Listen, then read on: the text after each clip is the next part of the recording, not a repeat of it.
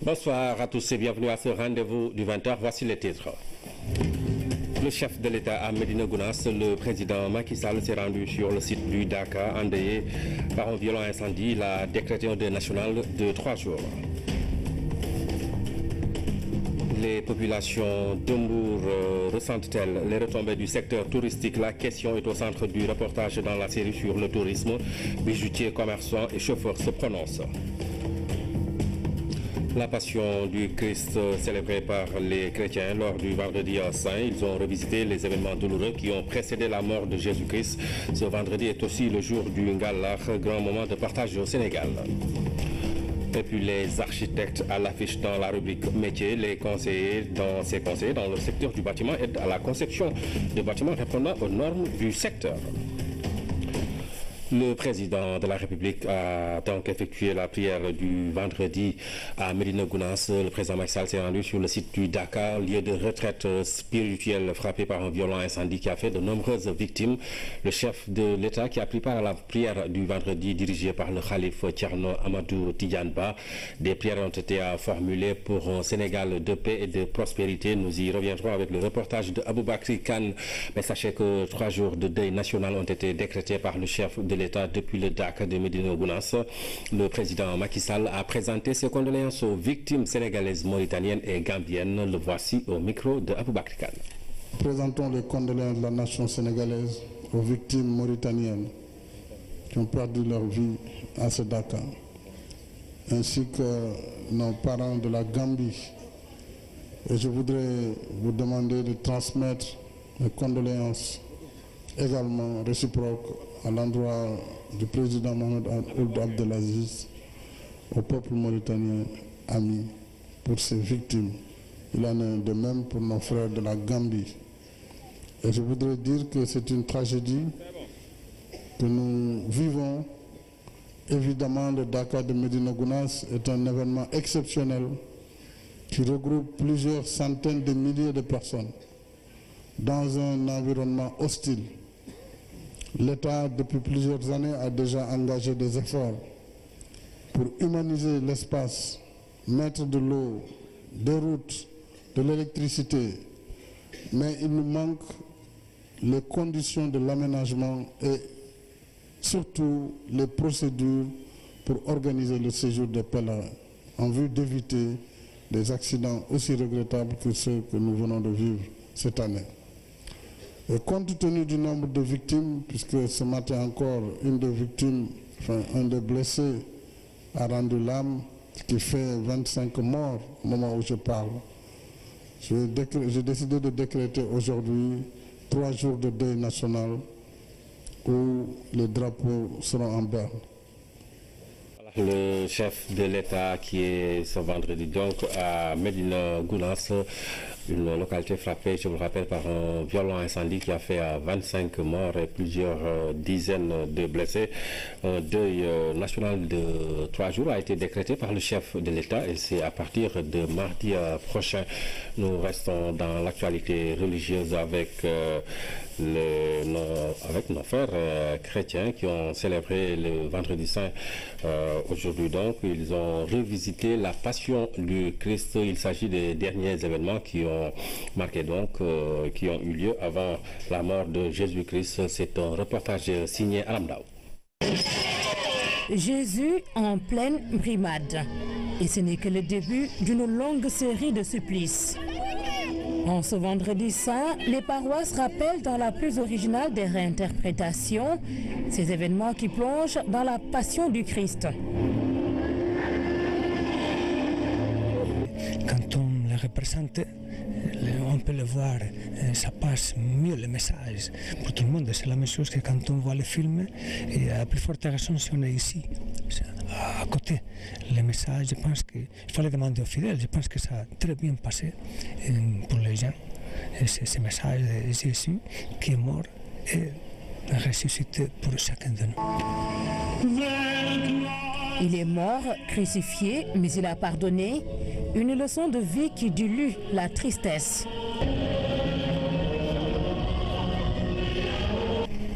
Elle a été une très bonne journée. Nous l'avons vécu dans la paix et la joie. En vivant les temps de Jésus, le temps de la passion de Jésus.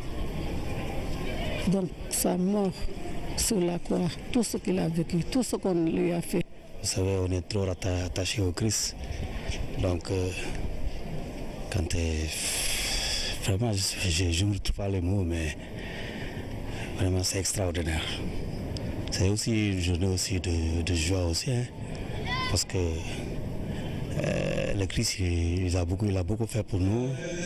Il a donné sa vie pour nous, donc on lui doit un très grand merci. De sa condamnation à mort à sa crucifixion, Jésus aura passé 14 stations douloureuses mais pleines d'enseignements. L'église Saint-Jean Don Bosco de Nord-Foire a repassé le film aux fidèles venus en masse. Le vendredi saint, une journée de partage également au Sénégal, une journée régale où on a dégusté le délicieux ngalax que les chrétiens ont préparé et partagé avec les parents et amis. Les musulmans ont été bien servis et c'est la preuve d'une belle cohabitation. Reportage de Rougiatouba. Au domicile des Sarres, c'est la mobilisation générale pour une opération spéciale, préparation et partage du mets star du jour, le ngalax. Il y a beaucoup de dépenses à faire, il faut le faire parce que bon, il faut communier avec l'autre communauté, la communauté musulmane, qui peut-être pendant leur fête aussi communie avec nous. La communion et le partage des valeurs auxquelles tient la maîtresse de maison. Je suis contente d'en offrir à mes voisins. Je ne sens même pas la fatigue. Mes voisins me sont très chers. Et les voisines reconnaissantes mettent la main à la pâte. Nous sommes ici depuis hier. Nous l'aidons à préparer tous les ingrédients qui entrent dans la préparation du ngalax. Nous le faisons parce que ce sont de bons voisins.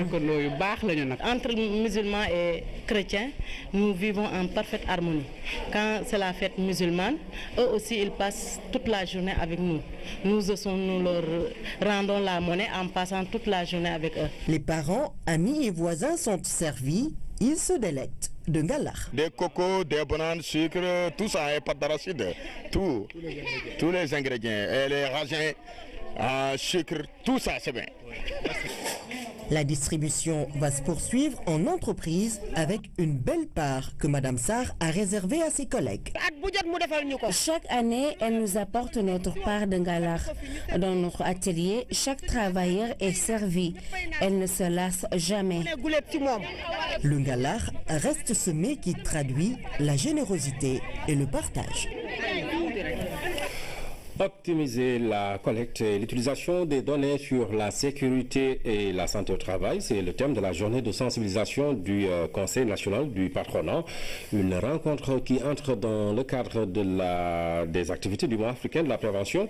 Et sachez qu'au Sénégal, plus de 1900 personnes ont été touchées par les accidents du travail en 2016. C'est un reportage signé Aminata Mbengfal. Garantir la sécurité et la santé au travail, un objectif que tout employeur doit se fixer. Malheureusement, ce n'est pas toujours le cas, raison pour laquelle le Conseil national du patronat a tenu cette journée de sensibilisation à l'intention de tous les acteurs du monde du travail sur les dangers, les risques et la nécessité d'améliorer les conditions de travail. Donc le premier facteur de productivité, c'est l'amélioration des conditions de travail.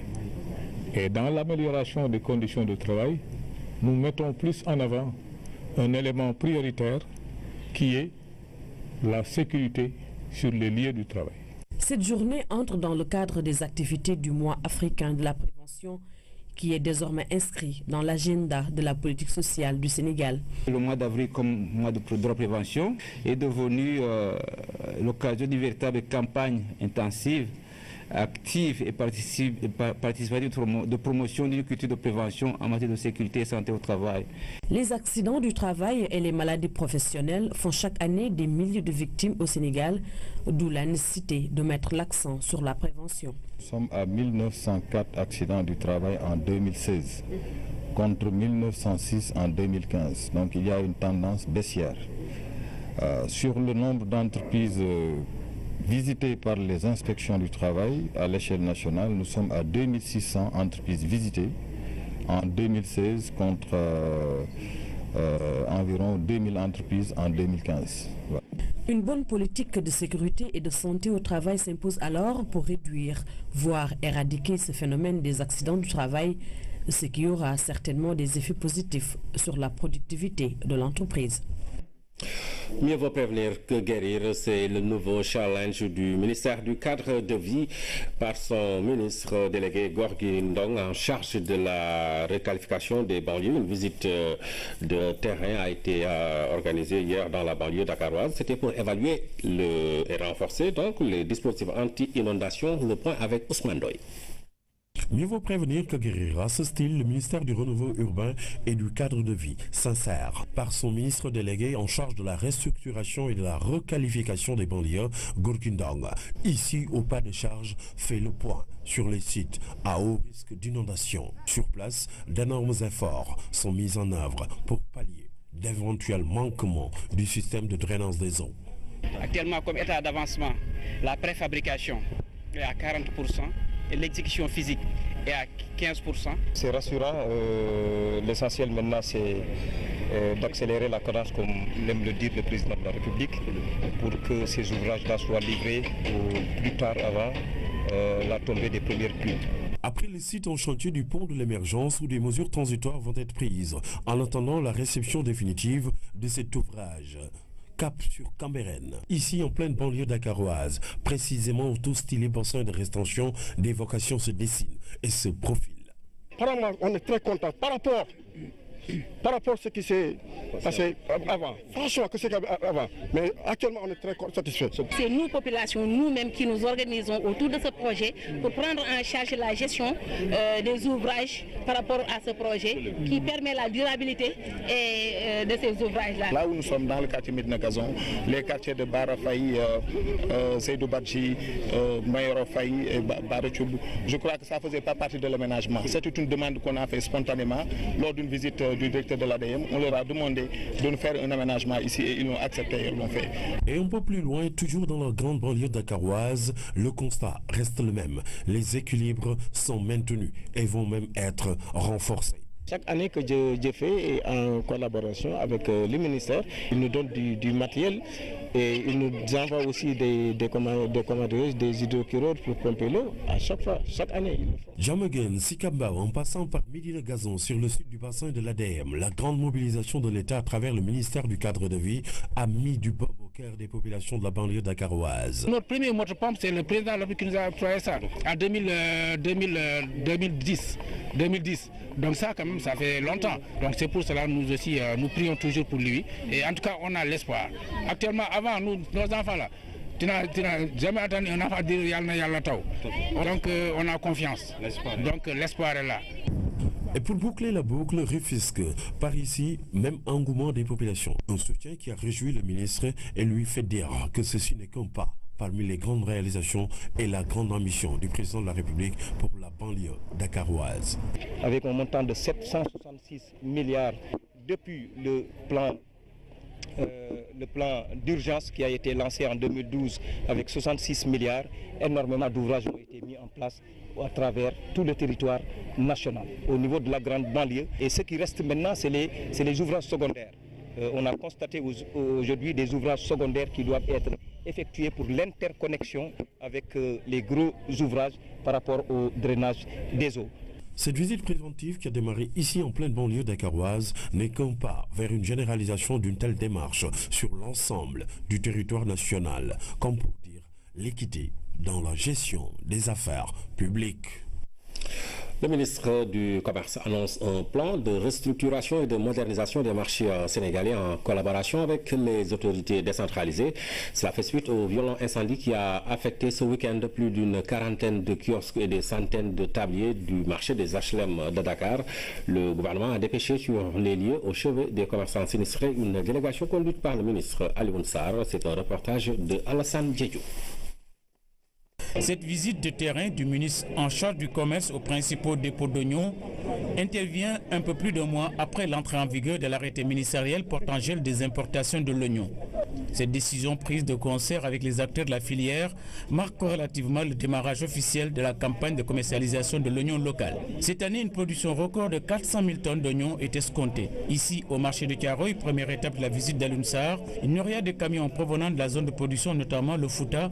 6 à 7 camions par jour déversent oignons et pommes de terre. Les stocks sont estimés à 500 tonnes d'oignons et 200 tonnes de pommes de terre. Un niveau d'approvisionnement du marché à quelques jours de la fête de Pâques qui rassure les autorités. Et pour vérifier justement la mise en œuvre des mécanismes de commercialisation et vérifier que tout se passe très bien. Je dois donc vraiment féliciter les commerçants de Thiaroye qui au jour d'aujourd'hui sont en train de respecter scrupuleusement les engagements qu'ils ont pris.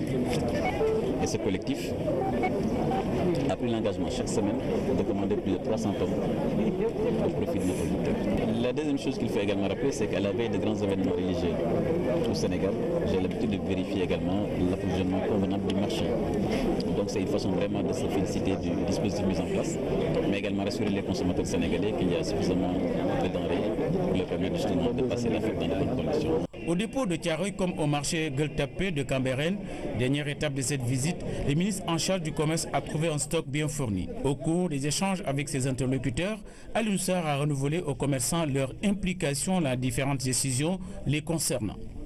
L'amélioration de leurs conditions et leur cadre de travail à travers le programme du PSE, notamment le projet de marché d'intérêt national en cours de réalisation à Diamniadio. Tout ce rapport, il convient de souligner que les commerçants ont honoré les engagements pris devant le ministre en charge du commerce à Boubé.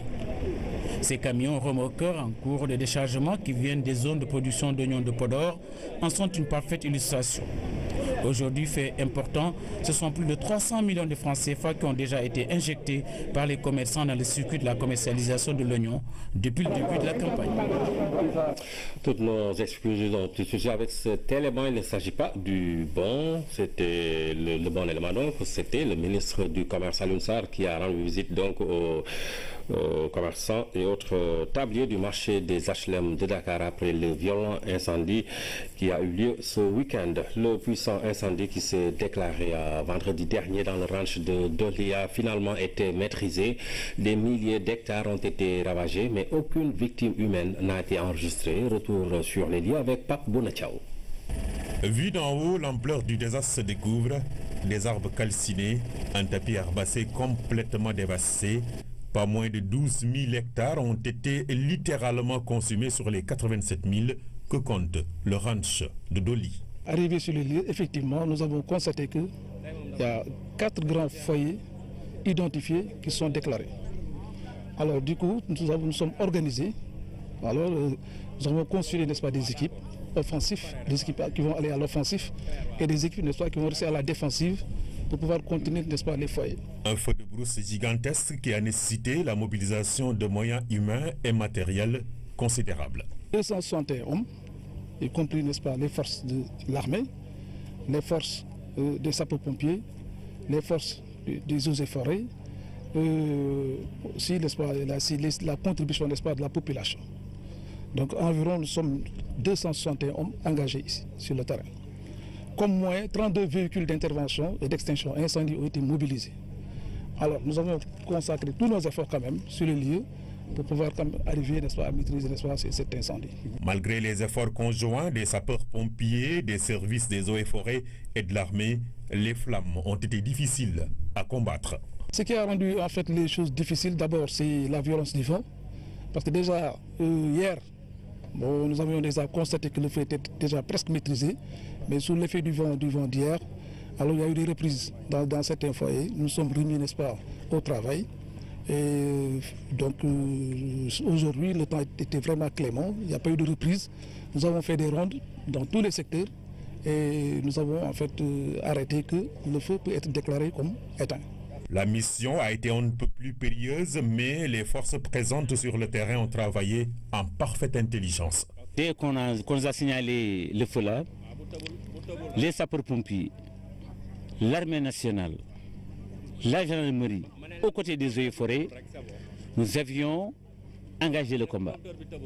D'abord, nous avions mis en place un PC très rapidement et dans une parfaite synergie d'action et une mutualisation des moyens, nous avions engagé le combat qui nous a permis d'avoir ce résultat.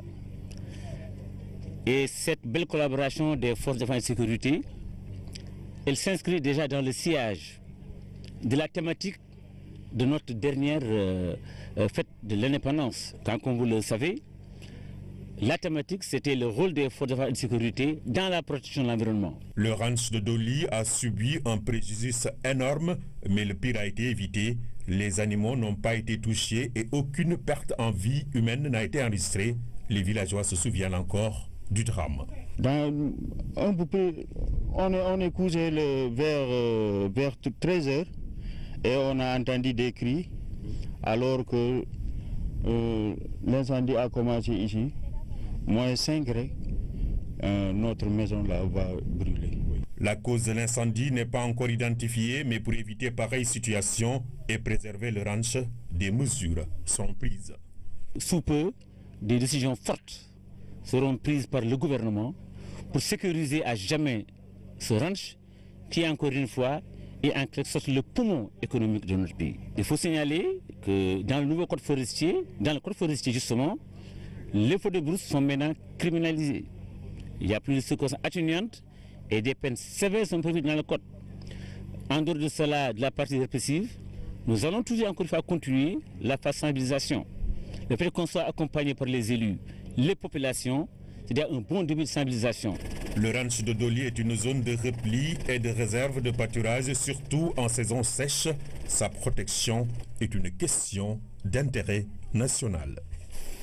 Ici à Dakar, le ministre de l'Agriculture et de l'Équipement rural a magnifié la contribution des régions dans la riziculture, mais aussi la qualité et la diversité des produits agricoles et animaux exposés à la FIARA édition 2017. Dr Pape Abdoulaye Seck l'a annoncé lors de sa visite à la Foire internationale des produits agricoles et des ressources animales. Penombo. L'édition 2017 de la FIARA a fortement mis en exergue la valeur ajoutée créée par les produits agricoles sénégalais, une vraie démonstration de force tant sur la qualité que sur la diversité. Nous avons noté une nette amélioration en ce qui concerne la qualité des produits. Nous avons noté aussi une nette amélioration en ce qui concerne les emballages.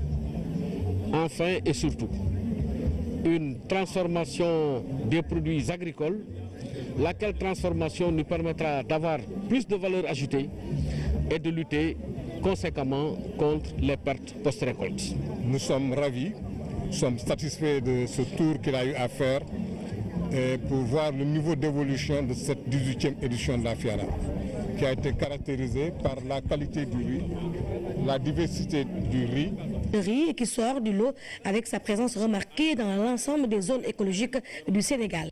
Nous avons pu voir un excellent riz de Fatick, Kaolack, Kaffrine, dans le Ndoukoumane, un peu partout. Et ceci vient confirmer la justesse de l'orientation stratégique définie par son Excellence M. Macky Sall, président de la République, qui, dès sa prise de pouvoir, disait « Si nous voulons atteindre l'autosuffisance, il est important que les zones qui sont au-dessus de 800 mm assurent leur autosuffisance. » tey fii bu ñuy ñëw indi nañu 720 tonnes riz entier bi moo 500 yëpp riz entier la 300 et quelques mooy riz brisé kon nga xam ne Sénégal yi xam nañu woote bi wuyu nañ si bu baax. Nous sommes des diplômés ñu bàyyi fi diplôme bu dem si àll bi franchement gis nañ si sunu njëriñ. Autre fait majeur constaté à cette grande messe agricole, la matérialisation de l'intégration sous-régionale. Le gouvernement fera tout pour appuyer cet outil majeur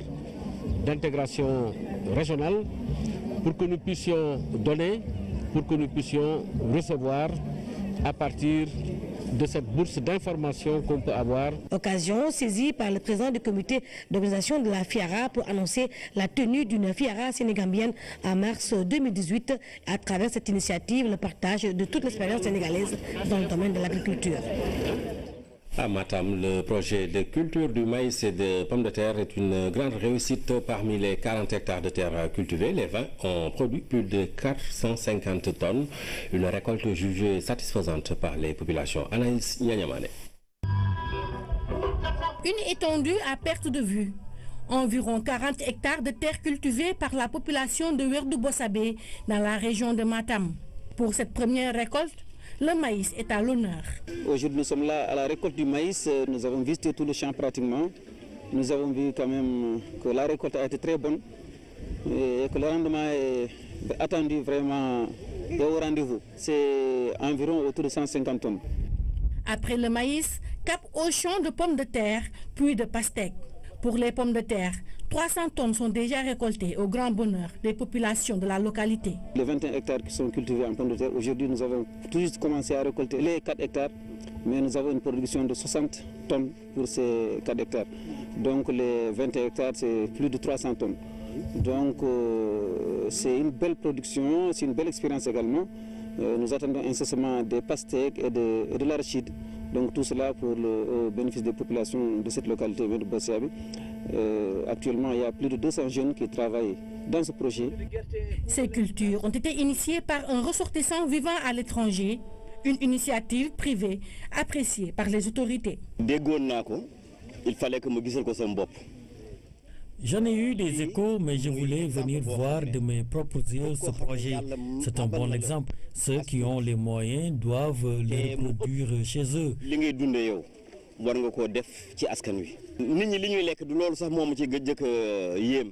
On ne s'inquiète plus pour l'alimentation du bétail.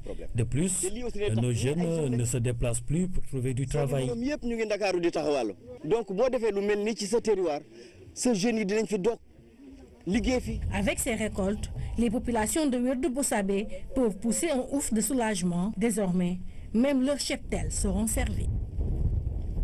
Le directeur général de la Sonacos SA, Papa Dieng, a tenu un point de presse, c'était à Kaolack. Lors de ce face-à-face avec les journalistes, il a voulu mettre fin aux rumeurs sur les bons impayés de la présente campagne de commercialisation de l'arachide. La Sonacos SA ne doit rien aux opérateurs ni aux producteurs, a-t-il dit. Pour l'occasion, il est revenu sur les réalisations du groupe pour la redynamisation de la filière arachidière. Claire Diop. Le vendredi 7 avril,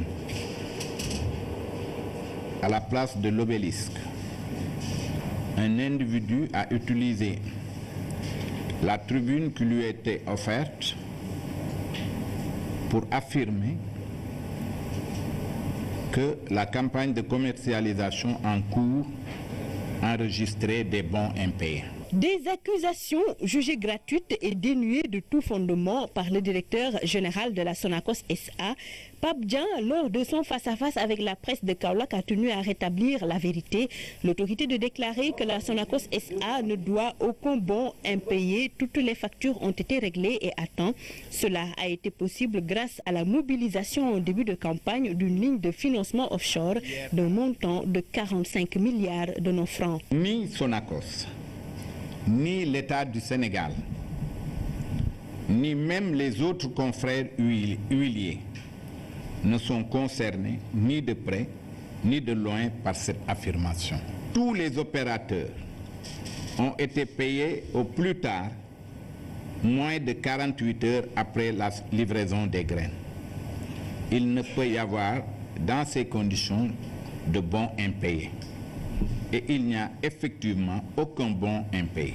La Sonacos SA travaille à la relance de la filière arachide. La reprise des activités dans certaines usines du groupe est effective après plusieurs années d'arrêt.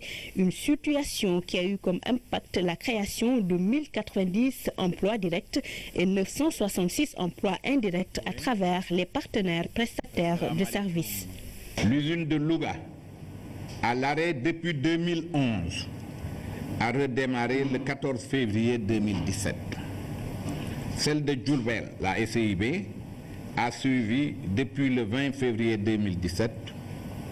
Quant à l'usine de Lindiane, l'usine de Kaolack, donc, où nous nous trouvons, elle fonctionne depuis le 19 mars 2017. Les usines de Ziguinchor et de Dakar, en fin de maintenance, sont prévues pour démarrer courant avril 2017. Depuis le début de la présente campagne de commercialisation, la Sonacos SA a acheté 82 000 tonnes de graines contre 7 000 tonnes pour la campagne précédente. L'encours actuel du financement mobilisé est de 22 milliards de nos francs. L'enveloppe devrait servir à l'achat d'éventuelles graines disponibles. Avec l'accord de l'État du Sénégal, la Sonacos SA entend participer à la distribution des semences lors de la campagne 2017-2018. Aujourd'hui, je vous le disais il y a quelques minutes, le ministre du Commerce a annoncé un plan de restructuration et de modernisation des marchés sénégalais en collaboration avec les autorités décentralisées. Cela fait suite au violent incendie qui a affecté ce week-end plus d'une quarantaine de kiosques et des centaines de tabliers du marché des HLM à Dakar. Le gouvernement a dépêché sur les lieux au chevet des commerçants sinistrés une délégation conduite par le ministre Alioune Sarr. C'est un reportage de Alassane Diédhiou. Au surlendemain du sinistre, voici ce à quoi ressemble la quarantaine de kiosques du marché des HLM de Dakar qui ont pris feu le week-end dernier sous l'effet combiné d'un court-circuit électrique et son corollaire, l'inflammation du tissu textile emmagasiné dans les ateliers des artisans couturiers. Les circonstances du drame avec l'édile de la commune. C'est le problème de coupe-circuit. Parce qu'il n'y a pas de feu ici. Il n'y a pas de restaurant. Donc il ne peut y avoir qu'un problème de coupe-circuit. C'est arrivé la nuit, tard. 3h30 du matin, 3h, et c'était à l'intérieur, c'est pas à l'extérieur. Et vous voyez, tout ça, c'est du fer. Peut-être que s'il y a eu du bois, le bois a été à l'intérieur. S'il y a eu plus de feu, c'est parce qu'il y a des tissus synthétiques et il y a des étagères en bois. C'est ce triste spectacle qui s'offre au ministre en charge du commerce et à sa délégation. Alioune Sarr est venu sur les lieux pour constater de visu l'ampleur des dégâts, apporter le soutien du gouvernement aux sinistrés et leur annoncer des ébauches de solutions structurelles. Le premier enseignement qu'il faudra tirer, et ça a été corroboré par l'exposé de M. le maire, c'est surtout le problème d'organisation que nous avons constaté. Les branchements électriques faits de manière anarchique. Mais également une question de manière globale d'organisation du marché. Et ce n'est pas spécifique au marché des HLM. Au Sénégal, de manière générale, les commerçants exercent leur métier dans des conditions extrêmement difficiles. C'est la raison pour laquelle le gouvernement a engagé un programme qui s'appelle modernisation et réhabilitation des marchés au Sénégal. Ça a démarré avec la construction du marché international Diamniadio, où le chef d'État a investi plus de 50 milliards pour que le commerce à Dakar puisse se faire dans des conditions dignes et des conditions normales. L'incendie du marché des HLM, un marché qui, rappelons-le, a déjà pris feu en 2002, n'est pas loin sans faux un cas isolé. Les mêmes jours, le marché zinc de Kaolack était aussi, et pour la troisième fois, la proie des flammes. Il s'agit donc d'un phénomène récurrent. Toute chose qui pose la problématique de la restructuration et la modernisation des marchés. Une question au cœur des préoccupations du gouvernement qui est inscrite parmi les objectifs stratégiques du PSE, le plan Sénégal émergent, dont l'épine dorsale est le marché d'intérêt national en cours de réalisation à Diamniadio. Le ministre des Affaires étrangères et des Sénégalais de l'extérieur a signé cet après-midi l'accord de siège entre le gouvernement du Sénégal et l'Institut mondial pour la croissance verte. Ce siège permet au 3GI de dérouler ses opérations dans notre pays et de lui faire bénéficier d'un budget estimé à $85 000 US. Le Sénégal est membre du bureau pour un mandat de 2 ans. Compte rendu Amadou Aramtiam. Le Sénégal n'est certes pas un pays polluant, mais il paye, à l'instar des autres pays sahéliens, un lourd tribut pour les changements climatiques. Avec cet accord, le DDDI va l'accompagner dans son évolution vers un modèle de croissance verte. Le développement des villes vertes, tout ce qui touche à l'agroforesterie, au paiement pour les services d'écosystème, à l'érosion côtière, et à l'institutionnalisation de la gouvernance verte dans les politiques, les stratégies et les processus de renforcement des capacités. Un partenaire de premier plan du Sénégal pour le renouvellement de la mode de pensée autour d'un modèle de développement adéquat, un modèle d'une croissance verte appuyé par un budget estimé à $85 millions US, un programme articulé autour de certaines priorités.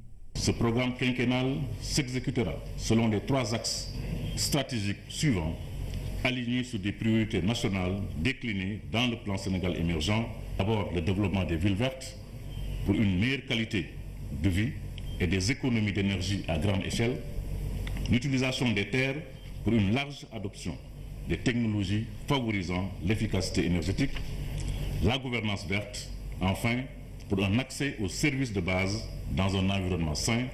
Les relations de coopération existantes entre le Sénégal et DDDA, quoique récentes, sont très dynamiques grâce aux mécanismes institutionnels mis en place. Pour une bonne exécution des directives et de la feuille de route, l'État du Sénégal s'engage à apporter tout l'appui nécessaire à l'Institut mondial pour la croissance verte. Et en marche de la signature de l'accord de siège entre le gouvernement du Sénégal et le 3GI, le ministre Mankeur Ndiaye s'est prononcé sur le débat portant sur une éventuelle cohabitation politique au Sénégal, un faux débat sur une situation impossible dans notre pays, a-t-il dit. Nous l'écoutons au micro de Amadou Aramtiam. Le mot cohabitation, ce concept est un concept qui est impropre. Il ne peut pas y avoir de cohabitation au Sénégal. La raison est très simple. Il ne faut pas comparer le régime sénégalais, le régime politique sénégalais au régime politique français. En France, c'est le gouvernement qui définit la politique et qui la met en œuvre. Au Sénégal, c'est le chef de l'État qui définit la politique que met en œuvre le gouvernement. C'est le chef de l'État qui définit la politique, ce n'est pas le gouvernement qui définit la politique. Et quand en France, vous avez un président de la République issu d'un parti et un premier ministre issu d'un autre parti qui a la majorité à l'Assemblée, mais comme c'est le gouvernement dans la Constitution française qui définit la politique, c'est pourquoi on l'appelle cohabitation. Mais au Sénégal, il ne peut pas y avoir de cohabitation. Parce que c'est le président de la République, le chef de l'État, c'est dans la Constitution du Sénégal, c'est écrit, qui définit la politique. Ce n'est pas le Premier ministre ou son gouvernement qui définissent la politique. Donc ça veut dire quoi? Ça veut dire qu'il ne peut y avoir de cohabitation au Sénégal. C'est un faux débat. L'harmonisation des systèmes de santé apparaît comme une nécessité aux yeux des partenaires de l'Afrique. En 2006, ils avaient mis en place un mécanisme à cet effet. Cette année, c'est Dakar qui a accueilli la rencontre des membres du mécanisme dans un contexte de pauvreté, de transition épidémiologique et d'épidémie. L'harmonisation et l'alignement des pratiques et méthodes dans le domaine de la santé sont vivement souhaités au Maliao. Levée des couleurs et minutes de silence pour les victimes du Dakar de Médina Gounass ont précédé l'enrôlement du ministre Mansour Elimane Kane au système intégré de gestion des ressources humaines. Chaque agent du ministère devra désormais passer par cette pointeuse biométrique à son arrivée comme à la descente. Une fois enrôlé, donc l'agent, tous les matins, il se présente là-bas donc au niveau du poste. Il y a un dispositif là qui se trouve alors à ce niveau. L'agent peut badger avec le doigt, c'est-à-dire le pouce ou bien l'index, ou bien également il peut même badger par la carte. Le dispositif mis en place permet d'éditer des statistiques sur le respect des horaires et le temps de présence du personnel. Et on veut passer de l'efficacité à l'efficience. Et ça appelle à contrôler le temps, à gérer le temps, à rapporter ce temps à l'exécution des projets pour enfin sortir des benchmarks de performance qui seront utiles et qu'on puisse relever les défis que le président nous a assignés. Prêché par l'exemple, le ministère de la fonction publique a déjà enrôlé tous ses agents. Ils respectent tous le pointage. L'exercice que nous avons mené au bout de quelques mois nous permet de montrer à suffisance que c'est réellement un outil de gestion efficace et de prise de décision pour les autorités. Il est possible et qu'on rompe justement avec cette idée que dans l'administration, les gens ne viennent pas à l'heure, ne descendent pas à l'heure. Ce sont ces outils, de tels outils qui doivent nous permettre de montrer, et on est en train de le faire, qu'il y en a qui viennent même avant l'heure et qui partent bien après l'heure. C'est l'ADIE, le bras technique du projet. Toutes les données personnelles y sont minutieusement sauvegardées. Toutes les données aujourd'hui qui sont dans ce logiciel sont hébergées dans les centres de ressources de l'État du Sénégal. Donc aujourd'hui, il n'y a aucune entité qui peut avoir accès à ces données-là. Et ces données sont totalement sécurisées et on travaille à ce que nous puissions les mettre à disposition. En phase pilote, le système est aussi installé dans les ministères de la Santé, de la Justice, des Affaires étrangères et mis en service bientôt. Sa mise en œuvre effective devrait contribuer aux performances de l'administration. Fatimata Banelba avec les agents du ministère des Infrastructures, des Transports terrestres et du désenclavement qui ont été enrôlés donc jeudi au système intégré de gestion des ressources humaines de l'administration, un système qui permet de renseigner en temps réel sur la présence du personnel. Parlons de l'harmonisation des systèmes de santé qui apparaît comme une nécessité aux yeux des partenaires de l'Afrique. En 2006, ils avaient mis en place un mécanisme à cet effet. Cette année, c'est Dakar qui a accueilli la rencontre des membres du mécanisme dans un contexte de pauvreté, de transition épidémiologique et d'épidémie. L'harmonisation et l'alignement des pratiques et méthodes dans le domaine de la santé sont vivement souhaités au Mardiaou. C'est en 2006 que le mécanisme d'harmonisation de la santé en Afrique a été mis en place avec au départ une demi-douzaine d'institutions, pour la plupart issues du système des Nations Unies. Les objectifs que nous étions assignés en 2006 sont des objectifs qui aujourd'hui sont, j'allais dire en tout cas, plus d'actualité. Plus d'actualité après une décennie de travail avec aujourd'hui 15 membres pour l'harmonisation de systèmes et approches de santé, loin d'être identiques. On voit comment du niveau régional, nous devons travailler avec nos équipes au niveau du pays pour être mieux coordonnés, moins fragmentés, éviter des duplications. Cette démarche vise l'efficacité dans les réponses, d'autant que les financements extérieurs se font de plus en plus rares. Dès lors, les États doivent asseoir des stratégies de financement domestique pérennes. C'est l'un des grands défis pour le continent mis en évidence. Mais il n'est pas le seul. La pauvreté,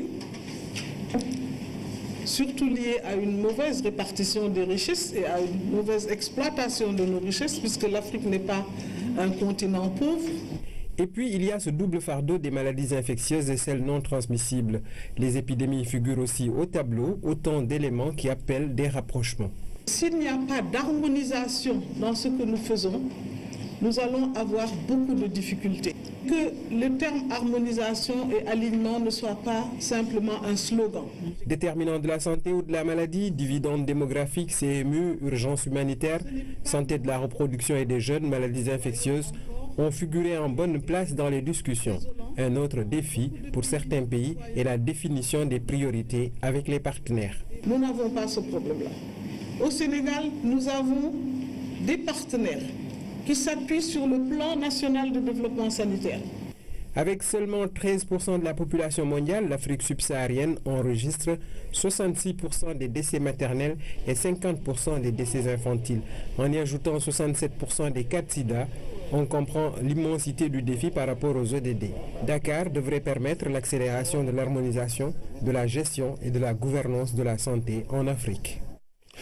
Ce communiqué de presse du ministère de l'économie, des finances et du plan portant sur la signature de convention entre la BAD et le Sénégal d'un montant de 70 milliards environ au profit du programme Promoville. Le ministre de l'économie, des finances et du plan, M. Amadou Ba, qui séjourne en Côte d'Ivoire dans le cadre de la réunion des ministres des Finances de la zone franc, a signé en marge de cette manifestation avec M.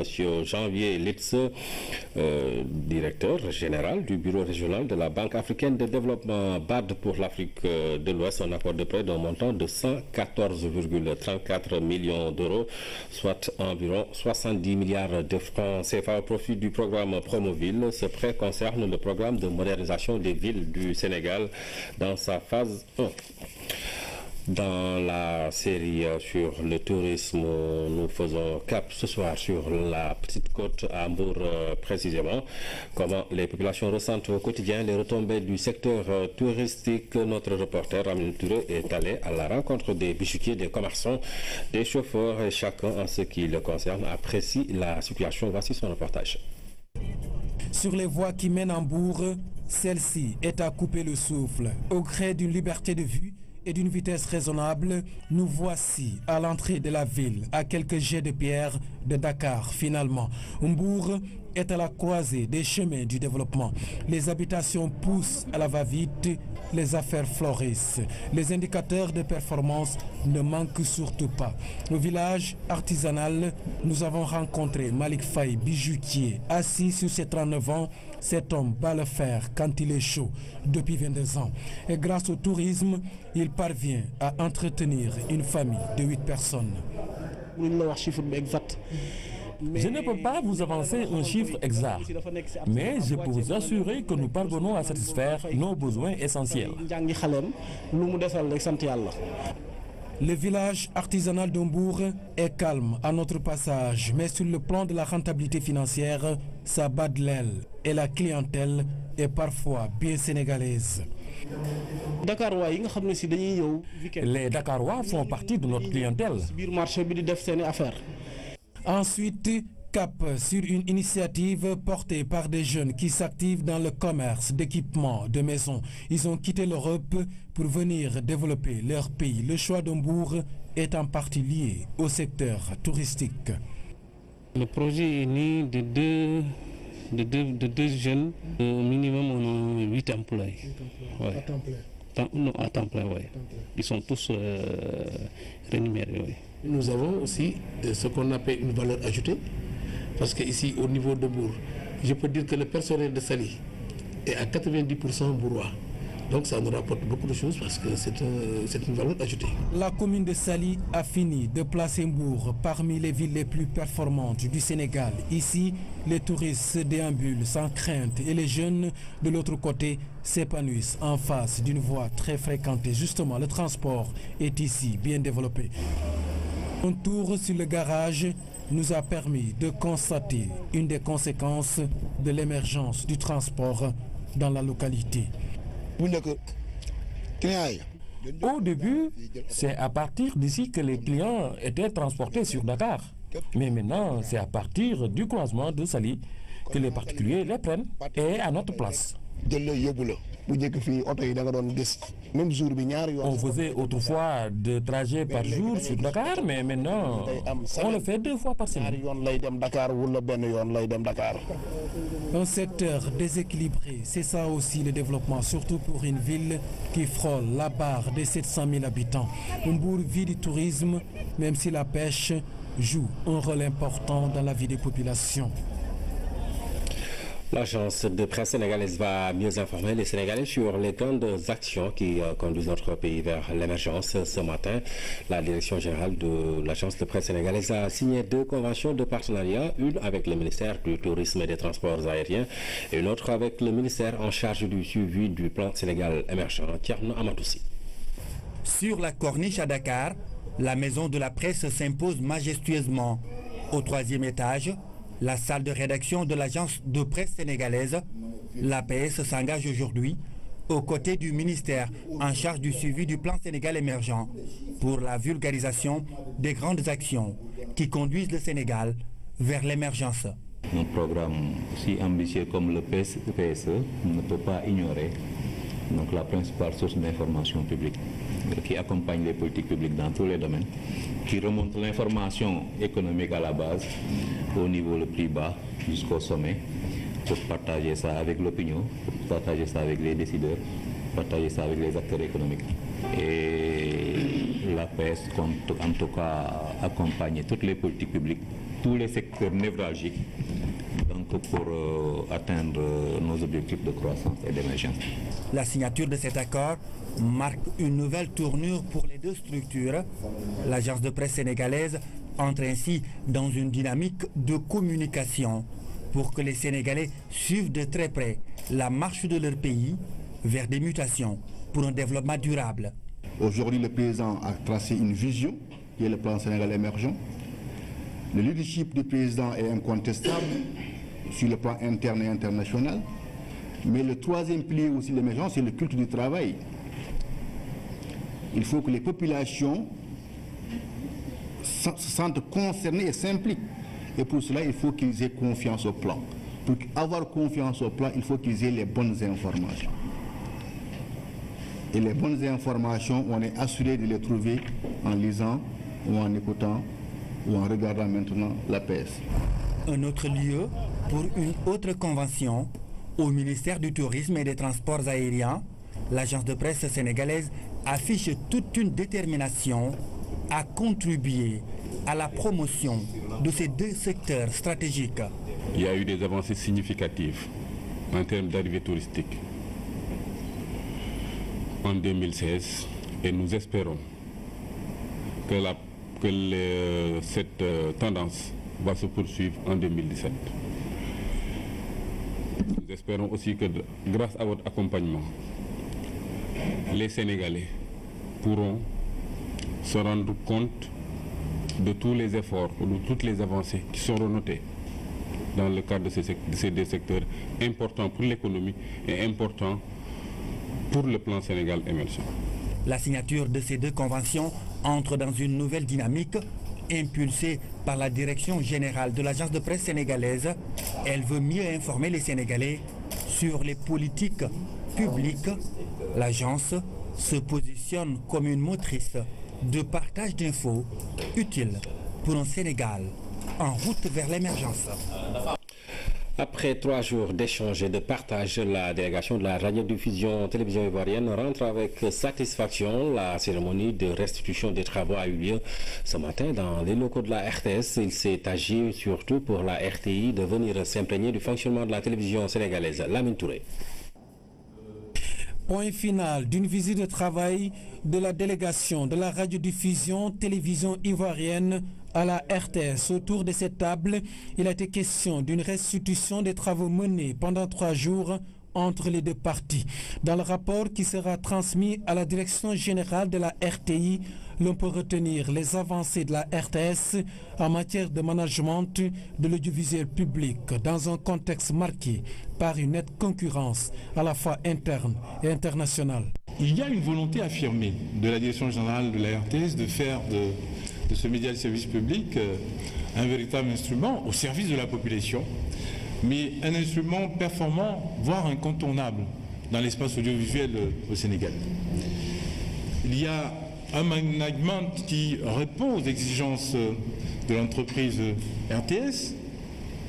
La ligne éditoriale est fondée sur le professionnalisme et la responsabilité des journalistes et animateurs. Nous avons noté également le renforcement et la modernisation des équipements techniques, le renforcement des capacités du personnel qui mobilise environ 2% du budget de fonctionnement, la revalorisation des salaires, l'octroi de primes, d'indemnités et diverses mesures sociales tendant à motiver les agents. Le conseil spécial du directeur général de la RTI a loué sans ambiguïté cette performance.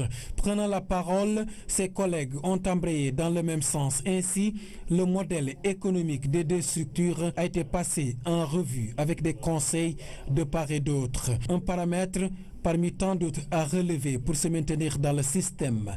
Le défi du numérique, l'enjeu du décor, le partenariat sont autant de projets à réaliser.